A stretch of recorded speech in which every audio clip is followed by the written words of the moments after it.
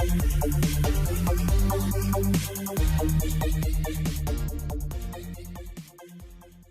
then again we are going to continue with the 5th chapter. Yes, if you like this video, please share, view and subscribe. Don't forget to subscribe. Okay, so then and there, immediately after uploading, you will get the video if you subscribe. So don't forget to subscribe. Yes, let us start today's session. That is 14th 1 mark of chapter 4. Okay, so what is given? Let us check. A particle which is constrained to move along x-axis is subjected to a force in the same direction. So a particle is constrained to move along the same direction. Constrained to move, that is, it moves only along x direction. Constrained to move, that means it cannot move, take up any other path, that is y axis or z axis. So it is constrained to move only along x axis. So it will move only along x axis, it will not move along y axis or z axis. This is subjected to a force. Now we are applying a force on a body which is moving along the x direction. Okay, so which is varying with the distance. So force applied on a body is varying with the distance x of a particle from the origin as f of x is equal to minus kx plus ax cube. In the formula appadi enna agudhu? Force vandu vary agudhu. So force vandu distance பொறுத்து vary agudhu. Okay, and the variation vandu eppadi kuduthirukanga? So force as a function of x, that is forces varying as a function of x, that is force f as a function of x, f of x equal to minus kx plus ax cube. Okay, inge vandu k u a u positive constants kuduthirukanga. Okay, so positive k as well as a are positive constants. Okay, then for x greater than or equal to 0, the functional form of the potential energy u of x of the particle is. So how the function of potential energy, that is potential energy u of x varies with x. How? Okay, u of x varies with x, that is the question. Okay, so how is u of x? Potential energy is varying with distance. Force கொடுத்துட்டாங்க. Okay, force ஓட formula என்னது? f of x is equal to minus kx into ax cube னு கொடுத்துருக்காங்க. Okay, force கொடுத்தாச்சு. Okay, இப்போ வந்து potential energy distance பொறுத்து எப்படி வேரி ஆகுதுன்னு கேட்குறாங்க. அப்போ நம்ம ஃபோர்ஸில் இருந்து பொட்டன்ஷியல் எனர்ஜி டிரைவ் பண்ணணும். ஓகே, ஸோ ஃபோர்ஸுக்கும் பொட்டன்ஷியல் எனர்ஜிக்கும் என்ன ரிலேஷன் அப்படிங்கிறது நமக்கு ஏற்கனவே தெரியும். சரியா? அப்போ பொட்டன்ஷியல் எனர்ஜிக்கு என்ன formula? u of x equal to minus integral 0 to x f dot dx. இதான் வந்து ஃபோர்ஸுக்கும் பொட்டன்ஷியல் எனர்ஜிக்கும் உள்ள relation. Okay, u of x equal to minus integral 0 to x f dot dx. இதானது ஃபோர்ஸுக்கும் பொட்டன்ஷியல் எனர்ஜிக்கும் உள்ள ரிலேஷன். இப்போ f வந்து கொடுத்துட்டாங்கல்ல. So what is f? f is varying as a function of x, that is f varies with x. அதாவது x change ஆக f வந்து சேஞ்ச் ஆகும்னு அர்த்தம். So f is varying with respect to x. சரியா? So f வந்து கொடுத்தாச்சு. Okay, fக்கு பதிலாக substitute பண்ணிக்கோங்க. ஸோ இன்ஸ்டெட் ஆஃப் f நான் என்ன சப்ஸ்டிட் பண்ணுறேன்? Minus kx plus ax cube அப்படின்னு சப்ஸ்டிட் பண்ணுறேன். எஃப் கொடுத்ததை அப்படியே சப்ஸ்டிட் பண்ணுறோம். சரியா? இப்போ நம்ம என்ன கால்குலேட் பண்ணணும்? யூ ஆஃப் எக்ஸ் கால்குலேட் பண்ணணும். ஸோ எப்படி கால்குலேட் பண்ணுறேன்? நான் இன்டகிரேட் பண்ணுது. Okay, I am integrating this. Okay, முதல்ல மல்டிப்ளை பண்ணிக்கலாமா? So this is equal to minus into minus plus. So plus kx into dx. Okay, இல்லாட்டினா சேர்த்து போட்டுக்கலாம். கேஎக்ஸ் இங்கே வந்து மைனஸ் இன்ட்டு ப்ளஸ்.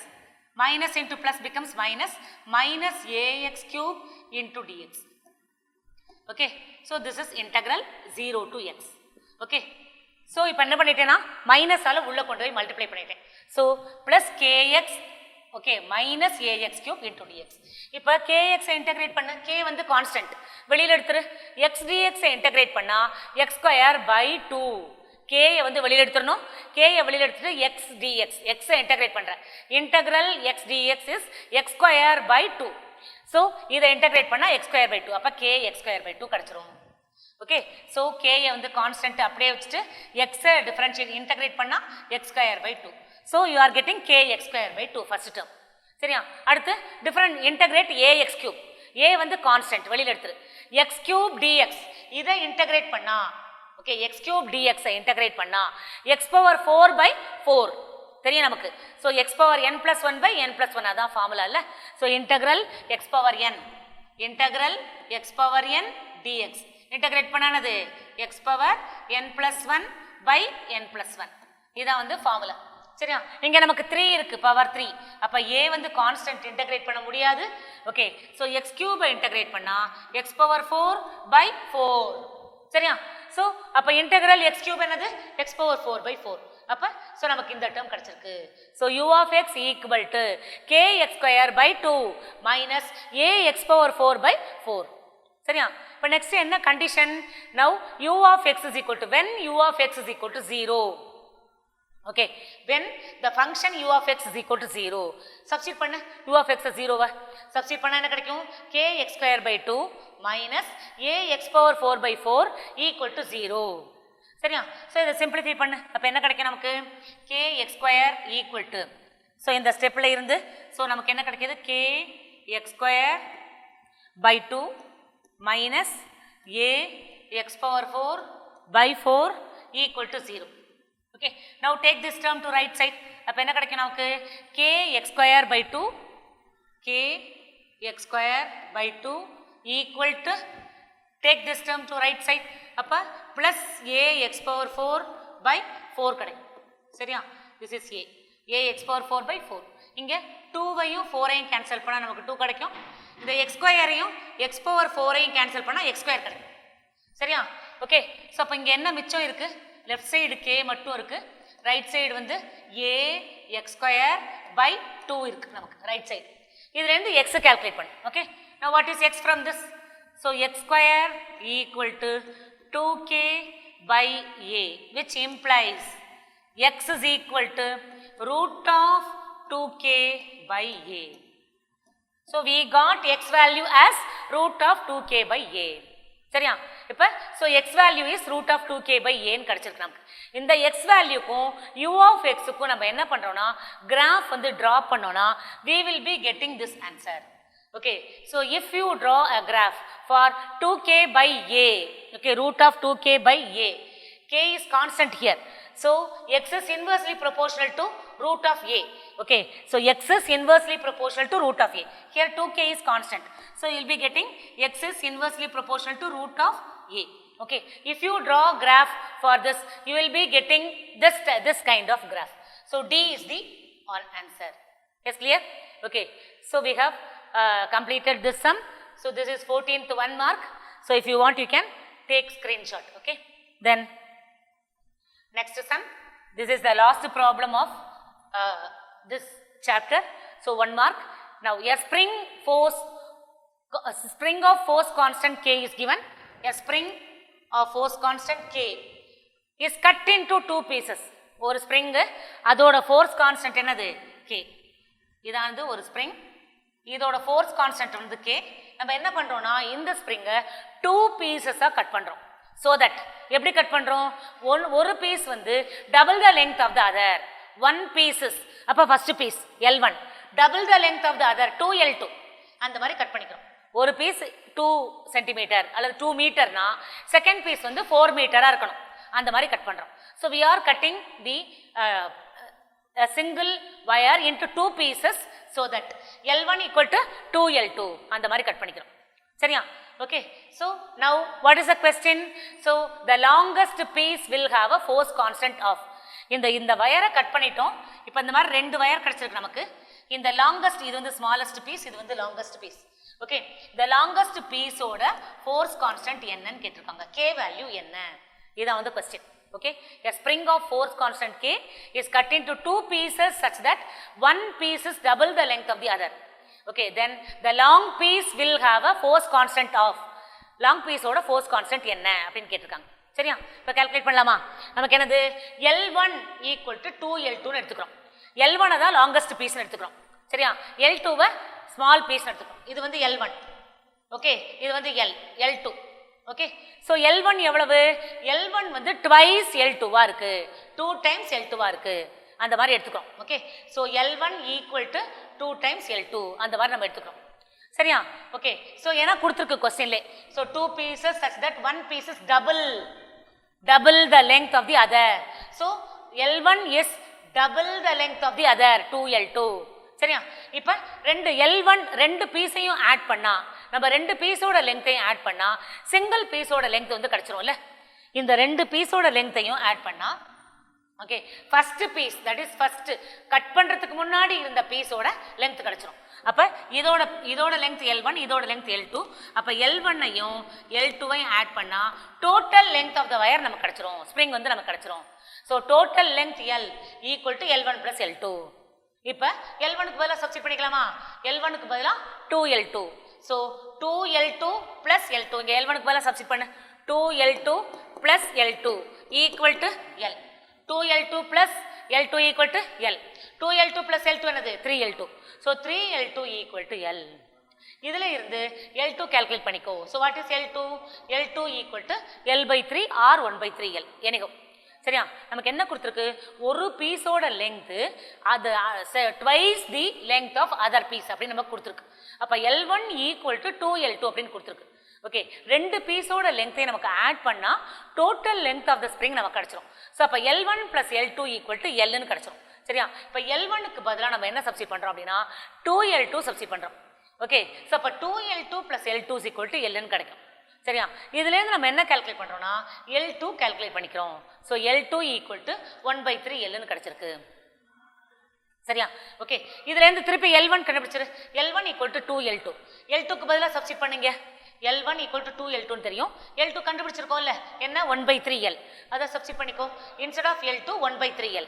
அப்போ you are getting L1 as 2/3L. Okay L1 is 2/3L. Okay L2 is 1/3L.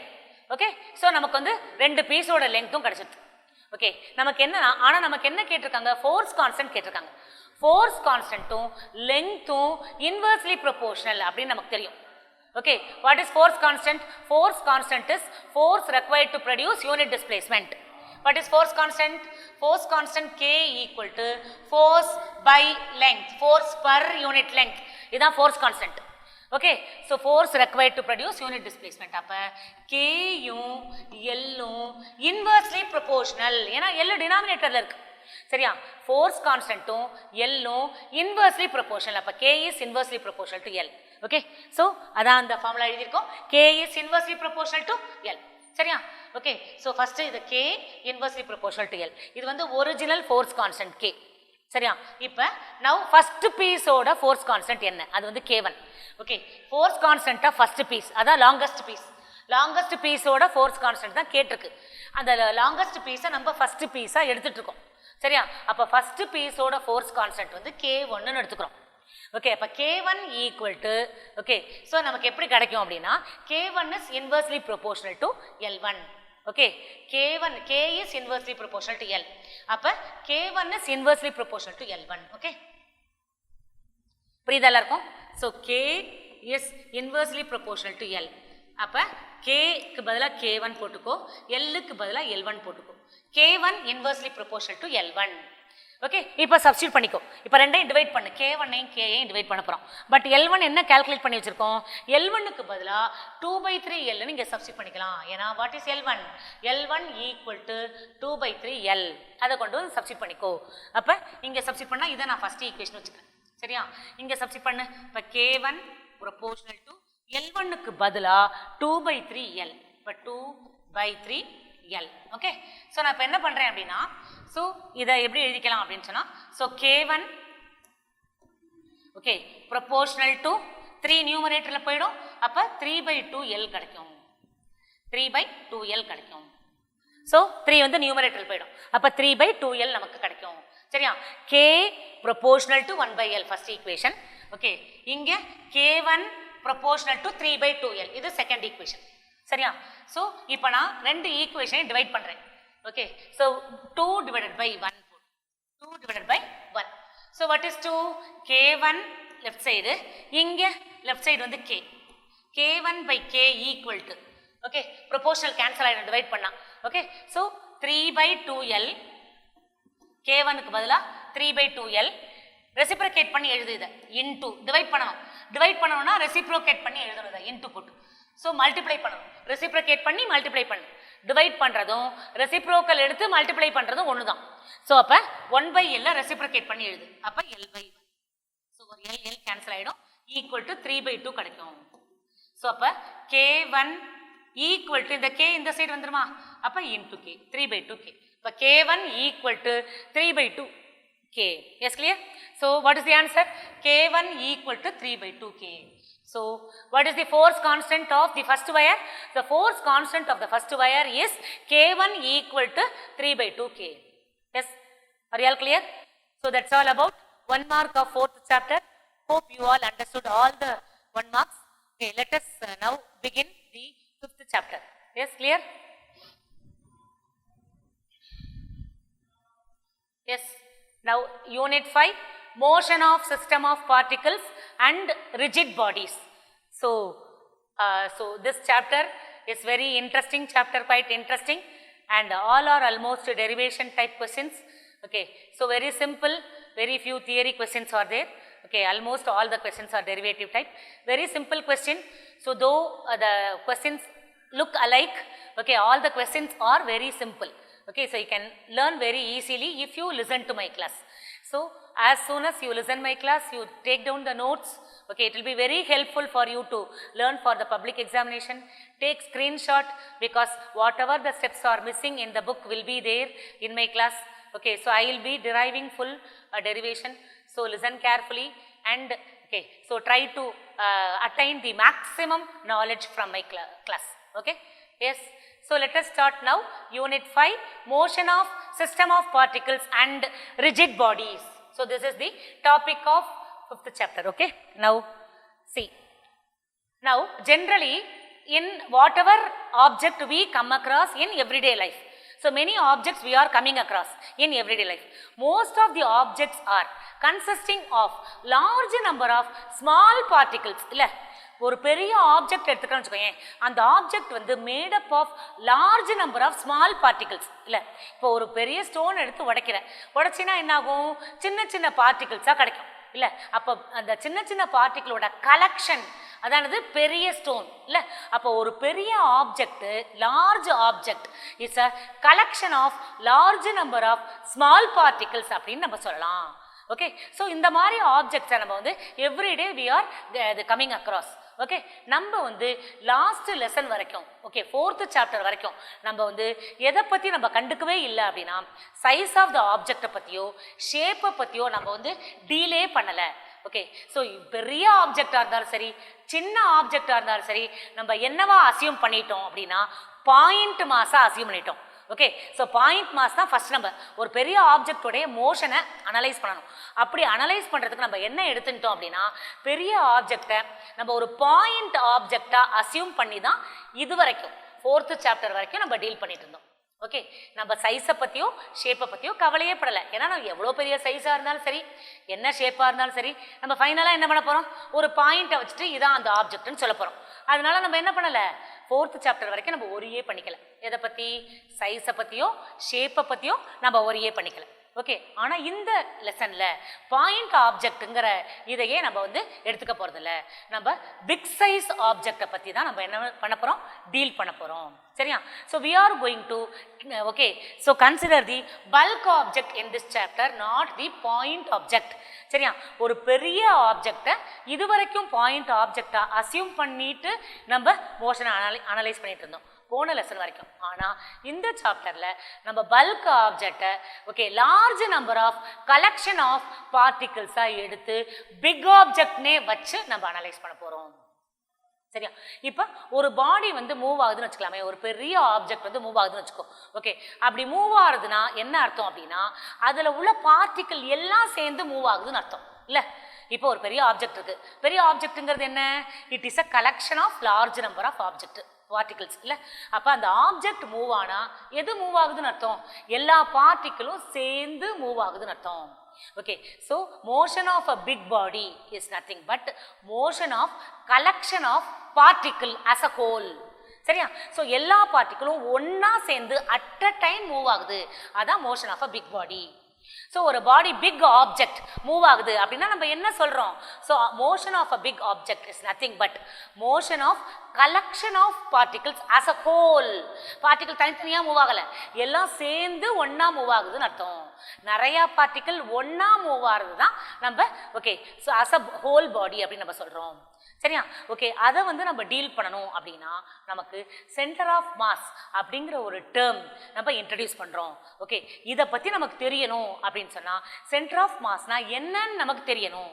அப்போ centre of மாஸை பற்றி நம்ம என்ன செய்யணும்? கட்டாயம் தெரிஞ்சுக்கணும். ஓகே, ஸோ ஒரு பல்க் ஆப்ஜெக்ட்ஸோட மோஷனை பற்றி நமக்கு தெரியணும் அப்படின்னா what should we know? We should know about centre of mass. Okay, centre of மாஸ்னா என்னன்னு தெரியணும். சரியா? இப்போ a big object is a collection of large number of small objects. Can you see? பாரு, ஒரு பெரிய ஆப்ஜெக்ட் இருக்கு, அந்த பெரிய ஆப்ஜெக்ட் பாரு, அந்த ஆப்ஜெக்ட் வந்து குட்டி குட்டி ஸ்மால் பார்ட்டிகல் சேர்ந்து தான் அதை வந்து ஃபார்ம் பண்ணுது. சரியா? So a big object is a collection of large number of small particles. See, this is a big object. இது பாரு இப்ப. Okay, it's a collection of large number of small object. Can you see? Okay, so அப்போ இதோட மோஷனை analyse பண்ணணும்னா என்ன சொல்கிறோம்?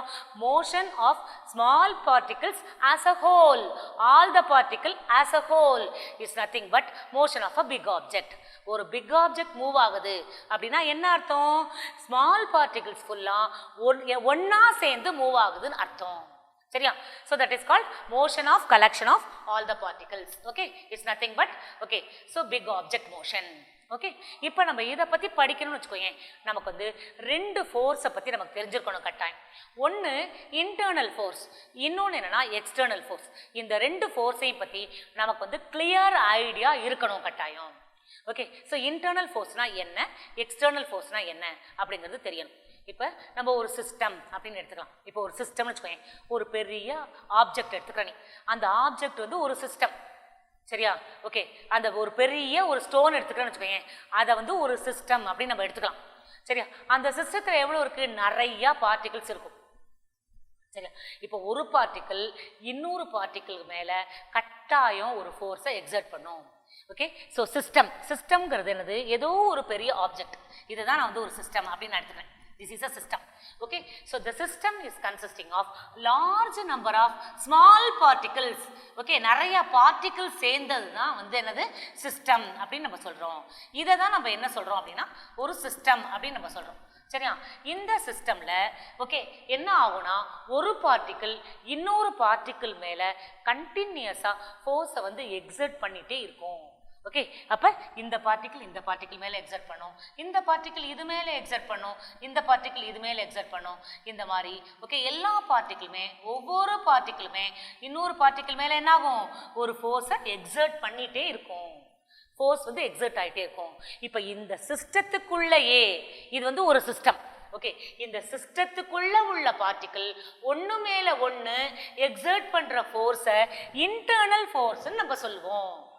சரியா? So the force existing okay among the particles of the same system. ஒரு சிஸ்டத்துல உள்ள ஒரு பார்ட்டிகிள்ஸ் எல்லாம் okay force existing among the particles, அந்த சிஸ்டத்துல உள்ள பார்ட்டிகிள்ஸ் அது ஒன்று மேல ஒன்று எக்ஸர்ட் பண்ற ஃபோர்ஸ், அந்த ஃபோர்ஸை நம்ம என்ன சொல்றோம் அப்படின்னா இன்டர்னல் ஃபோர்ஸ் அப்படின்னு சொல்றோம். சரியா? there are two kinds of forces okay acting on bulk object. bulkனா என்னது? big. so bulk object ஒரு பெரிய ஆப்ஜெக்ட், இதானது ஒரு பெரிய ஆப்ஜெக்ட். ஒரு bulk object is a collection of large number of small particles அப்படிங்கிறது நமக்கு வந்து கிளியராக தெரியும். ஓகே, இப்போ அந்த பல்க் ஆப்ஜெக்ட்ல நிறைய பார்ட்டிகிள்ஸ் இருக்கு. அந்த பார்ட்டிகிள் என்ன பண்ணும் அப்படின்னா ஒரு பார்ட்டிகிள் இன்னொரு பார்ட்டிகிள் மேல ஒரு ஃபோர்ஸை கட்டாயம் எக்ஸர்ட் பண்ணிட்டே இருக்கும். அப்ப இந்த சிஸ்டத்துக்குள்ள உள்ள பார்ட்டிகிள் ஒன்று மேல ஒன்று எக்ஸர்ட் பண்ற ஃபோர்ஸை தான் நம்ம இன்டர்னல் ஃபோர்ஸ்னு சொல்லுவோம். அப்போ எக்ஸ்டர்னல் ஃபோர்ஸ்னா என்ன? ஓகே, இப்போ இங்க வேற ஒரு சிஸ்டம் இருக்கு. ஓகே, இங்க வந்து இன்னொரு சிஸ்டம் இருக்குன்னு வச்சுக்கலாம். ஓகே, இந்த சிஸ்டத்துக்குள்ளேயும் நிறைய பார்ட்டிகிள்ஸ் இருக்கு. ஓகே, ஸோ இந்த பார்ட்டிகிள் இது மேல எக்ஸர்ட் பண்ற ஃபோர்ஸை ஓகே எக்ஸ்டர்னல் ஃபோர்ஸ்னு சொல்லுவோம். Okay, so a force exerted on the particle outside the system. இல்ல இப்படி கூட எடுத்துக்கலாம், இங்க கூட ஒரு பார்ட்டிகல் இருக்குன்னு எடுத்துக்கலாம். ஓகே, இந்த சிஸ்டத்துக்கு அவுட் சைடுல ஒரு பார்ட்டிகல் இருக்கு, அந்த பார்ட்டிகல் இது மேல எக்ஸர்ட் பண்ற ஃபோர்ஸை நம்ம என்ன சொல்லுவோம்னா எக்ஸ்டர்னல் ஃபோர்ஸ்னு சொல்லுவோம். So force acting on a particle of a system, okay, by the particle outside the system. So சிஸ்டமுக்கு அவுட் சைடில் உள்ள ஒரு பார்ட்டிக்கல் சிஸ்டமுக்குள்ள உள்ள பார்ட்டிக்கல் மேலே எக்ஸர்ட் பண்ணுற ஃபோர்ஸை எக்ஸ்டர்னல் ஃபோர்ஸை நம்ம சொல்கிறோம். There are two kinds of forces. One is internal force, another one is external force. Force existing among the particles of the same system is called internal force. So force existing on the particle external to the system. System க்கு external-ஆ இருக்கிற particle exert பண்ற force-ஐ நம்ம external force-ன்னு நம்ம சொல்லுவோம். Yes, are you all clear? So there are two kinds of forces. One is internal force, another one is external force. So what's the definition of internal force? So internal forces are the forces, okay, internal forces are the forces acting among the particles அதுக்குள்ள உள்ள particle, okay, acting among the particle within okay, within a system that constitute the body. Okay, so அந்த system அந்த particle எல்லாம் சேர்ந்து அந்த பாடியை constitute பண்ணுது. Okay, அந்த சிஸ்டம்குள்ள உள்ள பார்ட்டிகளுக்கு நடுவில் என்ன ஃபோர்ஸ் இருக்கோ அந்த ஃபோர்ஸ் தான் இன்டர்னல் ஃபோர்ஸ்ன்னு நம்ம சொல்கிறோம். So internal forces are the forces acting among the particles within the system that constitute the body. Okay, so அந்த பார்ட்டிகிள் எல்லாம் சேர்ந்து தான் அந்த பாடியை உருவாக்குது, அந்த பாடியை கான்ஸ்டியூட் பண்ணுது. ஓகே, அந்த பார்ட்டிகளுக்கு நடுவில் உள்ள ஃபோர்ஸ் தான் என்னது இன்டர்னல் ஃபோர்ஸ்ன்னு அர்த்தம். Yes, clear? So definite question this is. Okay, then what do you mean by external force? Okay, then we have external force. So what are the external forces? So external force is, okay, are the forces acting on the particles of a system from outside. ஞாபகம் வச்சுக்கோ, outside வெளியில உள்ள ஒரு particle, okay, ஒரு சிஸ்டமுக்குள்ள உள்ள particle மேல ஃபோர்ஸை exert பண்ணா அது பேரு எக்ஸ்டர்னல் ஃபோர்ஸ்னு பேரு. So external forces are the forces acting on the particles of a system from outside. Okay, so this is called external force. So what do you mean by external force? External forces are the forces, okay, acting on a particle of a system. ஒரு சிஸ்டம்குள்ள உள்ள particle மேல exert பண்ற force. Okay, எது exert பண்ணுது? இந்த சிஸ்டமுக்கு வெளியில உள்ள particle, இதான் வந்து system. This is called a system. இந்த சிஸ்டமுக்கு வெளியில பார்ட்டிகிள் இருக்கு, இது எக்ஸர்ட் பண்ற force. So force exerted by the particle outside the system to the particle inside the system, on a particle inside the system. இதுதான் external force அப்படி நம்ம சொல்லுவோம். சரியா? Okay, so now we have got two kinds of forces, internal force and external force. Okay, now இப்போ இங்க ஒரு object இருக்கு. Okay, so இந்த ஆப்ஜெக்ட் மேல என்னதான் அவன் வந்து குத்தினாலும், ஓகே, ஸோ பஞ்ச் பண்றான், நிறைய தடவை பஞ்ச் பண்றான். Okay, with great force he is punching. So எப்படி தான் அவன் வந்து பஞ்ச் பண்ணாலும் இந்த ஆப்ஜெக்டோட ஷேப்பு சைஸு சேஞ்ச் ஆகுதா? இல்லை.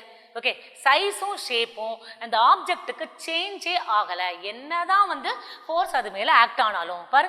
So whatever the force is acting on a body, the size of the ஆப்ஜெக்டோ ஷேப் ஆஃப் த ஆப்ஜெக்டோ இஸ் நாட் சேஞ்சிங். இந்த மாதிரி உள்ள ஆப்ஜெக்டை நம்ம என்ன சொல்லுவோம் அப்படின்னா ரிஜிட் பாடி அப்படின்னு நம்ம சொல்லுவோம். Okay, so what do we call this? This object is called as rigid body. So what do you mean by rigid body? A rigid body is a one whose size and shape do not change when it is subjected to some external force. Okay, external force act பண்றதுனால சைஸோ ஷேப்போ change ஆகலைனா அதை நம்ம என்ன சொல்லுவோம் அப்படின்னா rigid body அப்படின்னு சொல்லுவோம். A person is rigid அப்படின்னு சொல்லுவோம். ஸோ ஒரு பர்சனை வந்து ரிஜிட் பர்சன் அப்படின்னு எப்போ சொல்லுவோம்? who is not flexible. ஒரு பர்சன் வந்து யாரு ஃப்ளெக்சிபிளா இல்லையோ, ஓகே, ஸோ யாரு அண்டர்ஸ்டாண்டபிளா இல்லையோ அந்த பர்சனை நம்ம என்ன சொல்லுவோம் அப்படின்னா ரிஜிட் அப்படின்னு சொல்லுவோம்.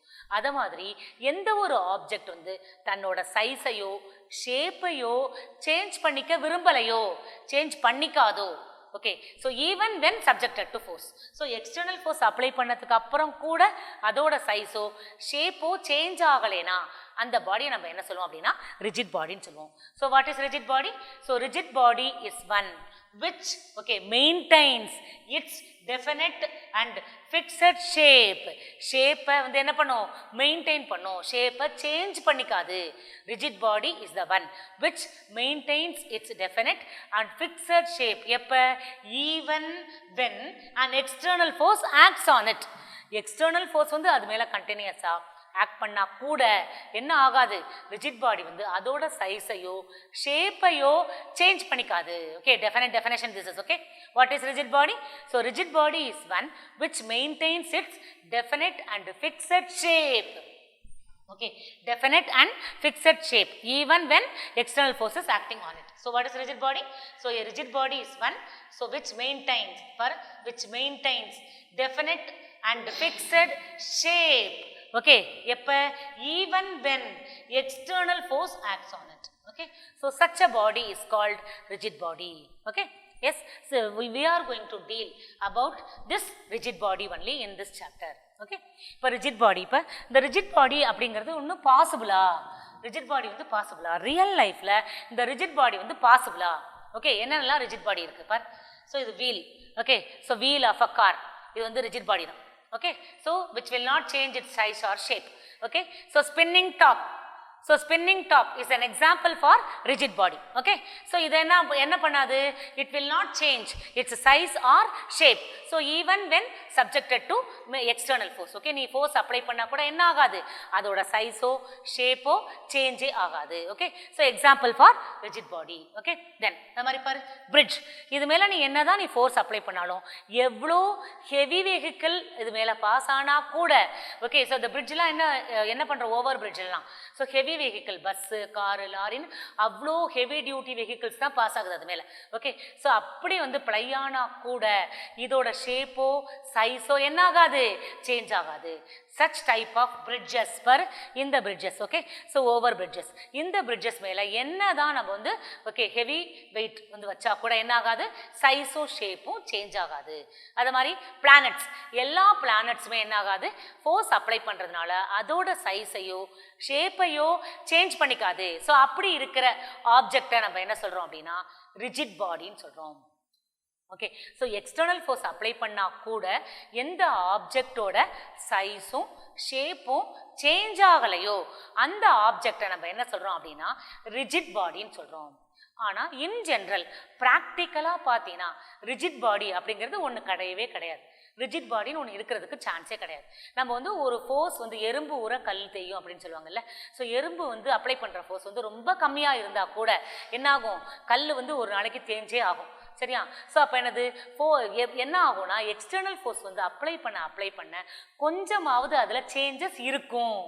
ஆனால் அந்த சேஞ்சஸ் வந்து நோட்டீஸபிளாக இருக்காது. நம்ம பார்த்தா அது வந்து பெருசாக சேஞ்ச் ஆகிருக்க மாதிரி தெரியாது. இப்போ கடலில் பெருங்காயத்தை கரைச்சிட்டு அந்த தண்ணி பெருங்காய தண்ணி மாதிரி டேஸ்ட் இருக்கணும் அப்படின்னா இருக்குமா? ஓகே, கடலோட தண்ணி எவ்வளவு, பெருங்காயத்தோட சைஸ் எவ்வளவு? ஓகே, ஸோ கடல் தண்ணியில் பெருங்காயத்தை கரைச்சிட்டு அந்த கடல் தண்ணியை குடிச்சு பார்த்துட்டு பெருங்காய வாசனையே வரல அப்படின்னு சொன்னால் எப்படி? ஓகே, ஸோ அதை மாதிரி தான் இதுவும். சரியா? இப்போ ஒரு ரிஜிட் பாடின்னு வச்சுக்கோங்க, அந்த ரிஜிட் பாடி மேலே நம்ம ஃபோர்ஸ் அப்ளை பண்ணிட்டு அதில் வந்து கொஞ்சம் சேஞ்சஸ் இருக்கும். சைஸோ ஷேப்போ சேஞ்ச் ஆகிறதுக்கு சான்ஸ் இருக்கு.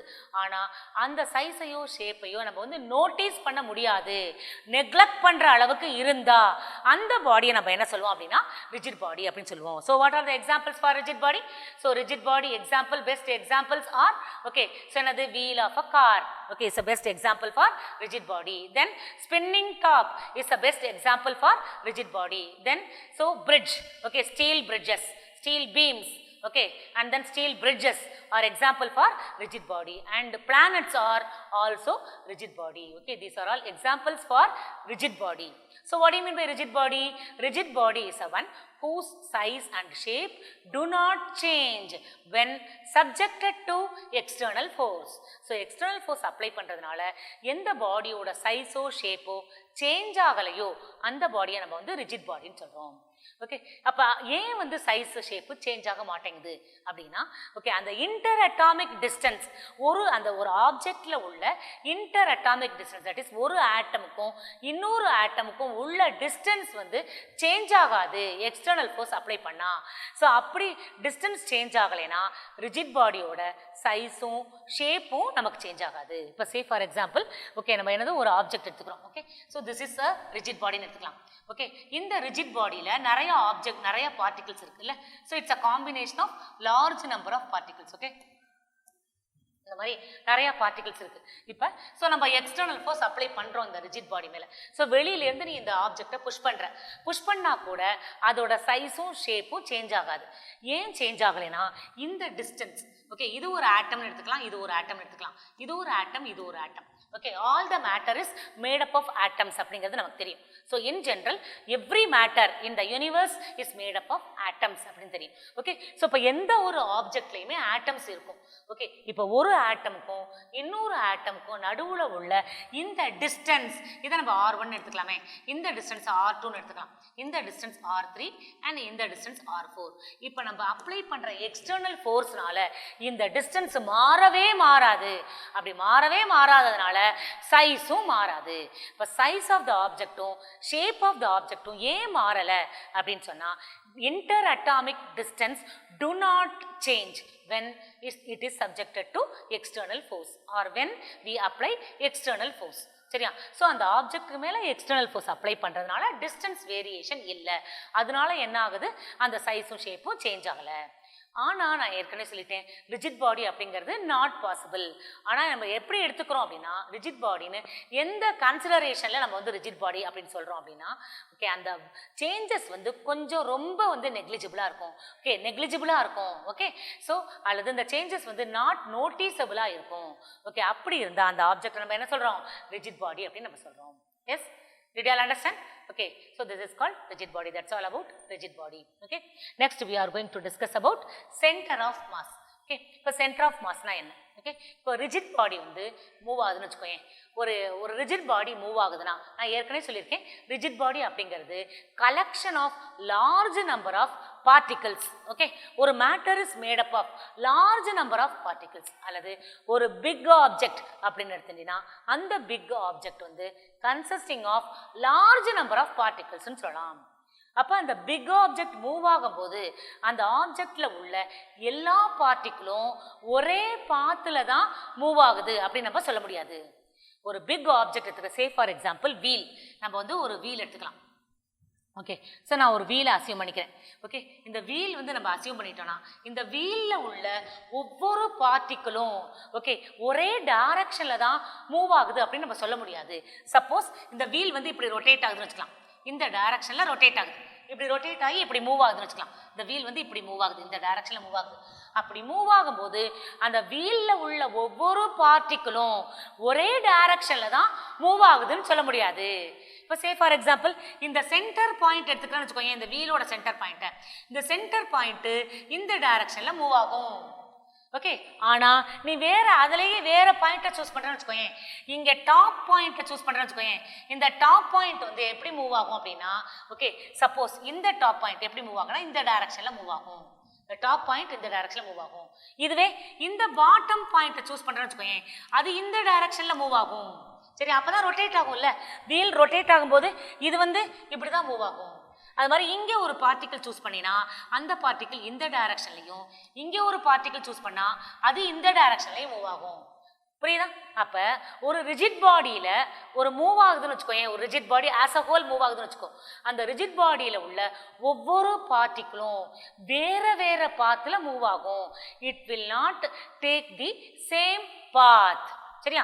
So when a rigid body moves, okay, all the particles that constitute the rigid body need not take the same path.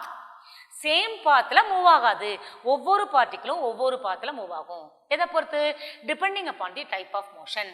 Okay so இப்போ டைப் ஆஃப் மோஷனா என்னென்ன இருக்குது? டிரான்ஸ்லேட்டரி மோஷன் இருக்குது, ஓகே ரொட்டேட்டரி மோஷன் இருக்குது, combination of translatory as well as rotatory motion இருக்குது. Okay நிறையா type of motion இருக்குது. Okay அந்த மோஷனை பொறுத்து பார்ட்டிக்கிள் ஆஃப் அ பாடி வந்து டேக்ஸ் டிஃப்ரெண்ட் பாத். சரியா? ஒரு ரிஜிட் பாடியில் எல்லா பார்ட்டிகளும் ஒரே டைரக்ஷனில் மூவ் ஆகலை, எல்லா பார்ட்டிகளும் வேறு வேறு டைரக்ஷனில் மூவ் ஆகுது. சரியா? ஸோ அப்போ ஒவ்வொரு பார்ட்டிக்கிள் வந்து ஒவ்வொரு பார்ட்டிகளும் டிஃப்ரெண்ட் டைரக்ஷனில் மோஷன் வந்து இருக்குது அப்படிங்கிறத நம்ம வந்து தெரிஞ்சுக்கணும். சரியா? ஓகே நவ் எஸ் Now, இப்போ வர center of mass. So, what do you mean by center of mass? Center of mass வந்து அது வந்து important. இந்த கான்செப்டை பற்றி எக்ஸ்பிளனேஷன் தெரியணும் அப்படின்னா நமக்கு center of massனா என்னன்னு தெரியும். இப்போ center of mass அப்படிங்கிறது it's a point on a body. It's a fixed point on a body where the entire mass of a body supposed to act. Okay, what do you mean by center of mass? Center of mass of a body is a fixed point on a body where the entire mass of a body is supposed to act. Okay, நீங்கள் வந்து நிறையா வந்து தெருக்கூத்தெல்லாம் பார்த்துருப்பீங்க எல்லாரும் இல்லை, கழக்கூத்தாடின்னு சொல்லுவாங்க, அதெல்லாம் பார்த்துருப்பீங்க. அவங்க என்ன பண்ணுவாங்க, இந்த ரோப் மேலே வாக் பண்ணுறவங்க, ரோப் மேலே டான்ஸ் பண்ணுறவங்க, ஓகே, அவங்கெல்லாம் என்ன பண்ணுவாங்களா, அவங்க வந்து ஒரே ஒரு பாயிண்டில், அந்த பாயிண்டில் என்ன ஆகுதுன்னா whole body weight, whole body mass will act. Okay, அந்த பாயிண்ட்டை வந்து அட்ஜஸ்ட் பண்ணி அவங்க வந்து என்ன பண்ணுவாங்க, ஸோ பேலன்ஸ் பண்ணி ஓகே அங்கே அந்த ரோப் மேலே டான்ஸ் ஆடுறதோ அல்லது ரோப் மேலே வாக் பண்ணுறதோ பண்ணுவாங்க. Okay, so what you mean by centre of mass? Centre of mass அப்படிங்கிறது ஒரு fixed point on a body where the entire mass of a body is supposed to act. So that is called centre of mass. இப்போ இந்த பேர்டோட centre of mass வந்து அதோட பீக்கில் இருக்குது. Okay, so இந்த பீக்கில் வந்து அதை ஹோல்டு பண்ணால் அந்த பேர்டு வந்து ஜென்மத்துக்கும் கீழே விழாது. சரியா? இப்போ இந்த இடத்துல பீக்கில் தான் சென்டர் ஆஃப் மாஸ் இருக்குது. அப்போ அந்த சென்டர் ஆஃப் மாஸுங்கிற பாயிண்ட்ல நம்ம அந்த ஆப்ஜெக்டை ஹோல்டு பண்ணும்போது அந்த ஆப்ஜெக்ட் வந்து கீழே விழறதுக்கு சான்ஸே இல்லை. நீயே பாய்ஸ்லாம் நிறைய பேர் என்ன பண்ணுவாங்க, பால் வந்து கையில் வச்சு ரோல் பண்ணுவாங்க, தெரியும்ல? ஓகே, அப்போ அந்த பால் வந்து கீழே விழாமல் ரோல் ஆகணும் அப்படின்னா என்னது, கரெக்டாக அந்த சென்டர் ஆஃப் மாஸில் வச்சு அது ரோல் பண்ணால் என்ன ஆகும், அது வந்து அந்த பால் கீழே விழாது. Okay, so centre of mass is a fixed point on a body where the entire mass of a body is supposed to act. Okay, that is called center of mass. Yes, clear? Now, by example, when a wheel rolls on a surface, the path of center point of the wheel and path of the other points of the wheel are not the same. இப்பதான் நான் சொன்னேன், center point of the wheel other points of the wheel வந்து சேமா இருக்கணுங்கிற அவசியம் இல்லை. இப்பதான் நான் வந்து எக்ஸாம்பிள் சொன்னேன். ஸோ சென்டர் பாயிண்ட் வந்து ஒரு டைரக்ஷன்லையும் வீலோட அதர் பாயிண்ட் வந்து அதர் டைரக்ஷன்லையும் மூவ் ஆகுது. ஓகே, இப்போ சென்டர் பாயிண்ட் இந்த டைரக்ஷன்ல மூவ் ஆனா, இந்த டாப் பாயிண்ட் இந்த டைரக்ஷன்ல மூவ் ஆனா, பாட்டம் பாயிண்ட் இந்த டைரக்ஷன்ல மூவ் ஆகுது. ஸோ ஒவ்வொரு பாயிண்ட்டும் ஒவ்வொரு டைரக்ஷன்ல வந்து மூவ் ஆகுது. Okay, so this is called okay. Now பாரு centre point. So centre point ஒரு டைரக்ஷன்லையும், ஓகே, ஸோ வீலோட ஒரு எண்டு இந்த பார்ட் இந்த டைரக்ஷன்லையும், இந்த டாப் பார்ட் இந்த டைரக்ஷன்லையும், சென்டர் பார்ட் இந்த டைரக்ஷன்லையும் மூவ் ஆகும். Okay, so it's a best example for movement of a wheel. Okay, so இது வந்து ஒவ்வொரு பாயிண்ட்டும் ஓகே டிஃப்ரெண்ட் டைரக்ஷன்ல மூவ் ஆகுது. Yes clear? Okay, so let us wind up the class. Okay, with this, so tomorrow let me continue with the center of mass of a rigid body. Yes, thank you students. Bye.